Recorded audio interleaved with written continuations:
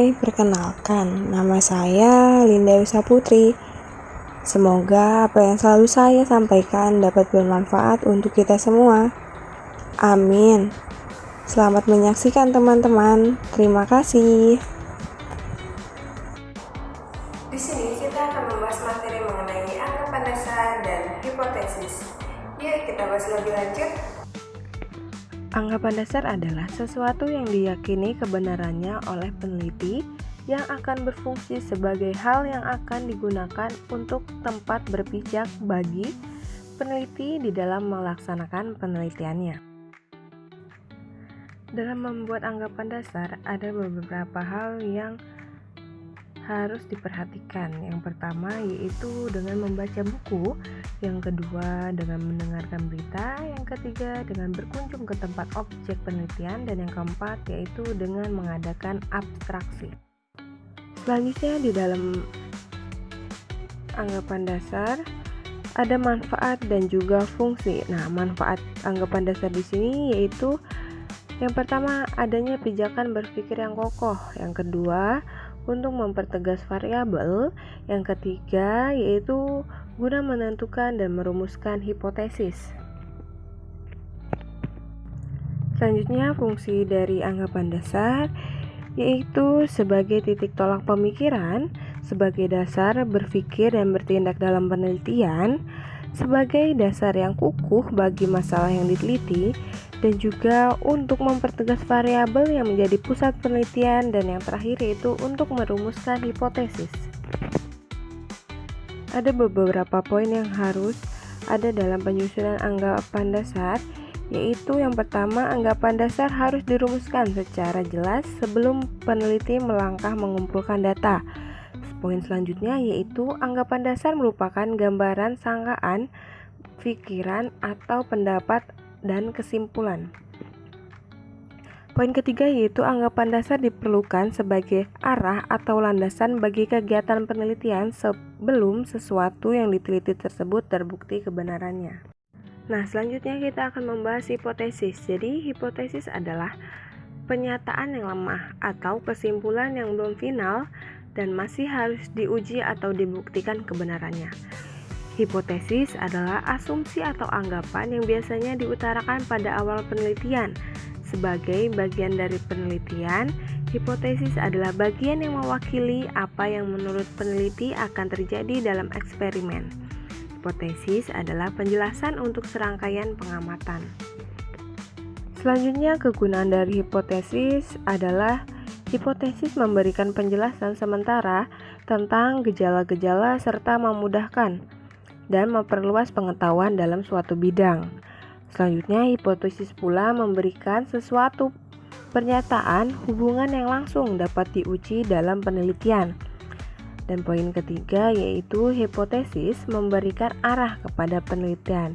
Nah, kegunaan yang terakhir yaitu hipotesis memberikan kerangka untuk melaporkan atau menyimpulkan penyelidikan.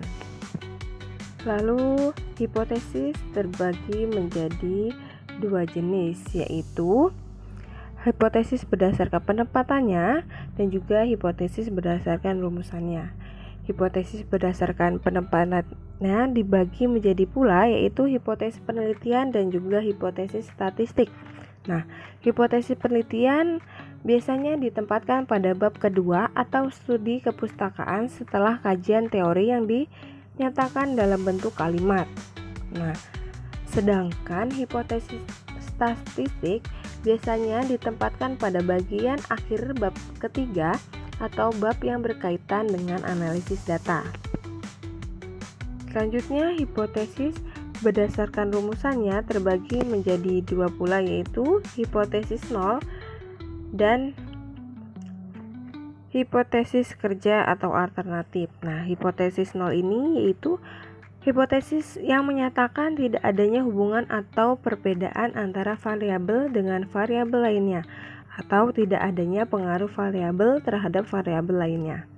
Contohnya yaitu tidak terdapat hubungan yang positif antara iklim belajar dengan prestasi belajar. Nah, sedangkan hipotesis kerja atau alternatif yaitu sebagai hipotesis yang menyatakan adanya hubungan atau perbedaan antara variabel dengan variabel lainnya, atau adanya pengaruh variabel terhadap variabel lainnya.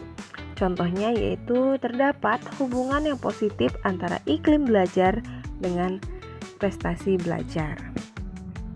Ada pula ciri-ciri hipotesis yang baik diantaranya yaitu hipotesis harus mempunyai daya penjelas. Hipotesis harus menyatakan hubungan yang diharapkan ada di antara variabel-variabel.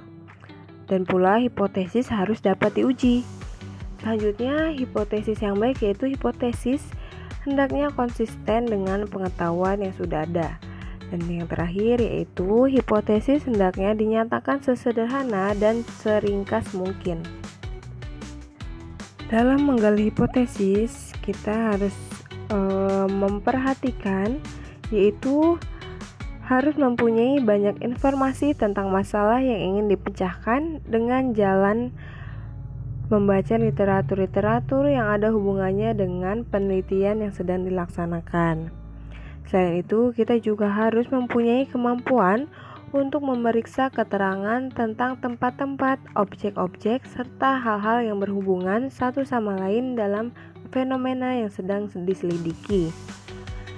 Lalu yang terakhir, harus mempunyai kemampuan untuk menghubungkan suatu keadaan dengan keadaan lainnya yang sesuai dengan kerangka teori ilmu dan bidang yang bersangkutan. Itu tadi materi mengenai anggapan dasar dan hipotesis yang dapat saya sampaikan. Kurang lebihnya mohon maaf. Kritik dan saran saya terima dengan baik. Wassalamualaikum warahmatullahi wabarakatuh. Terima kasih.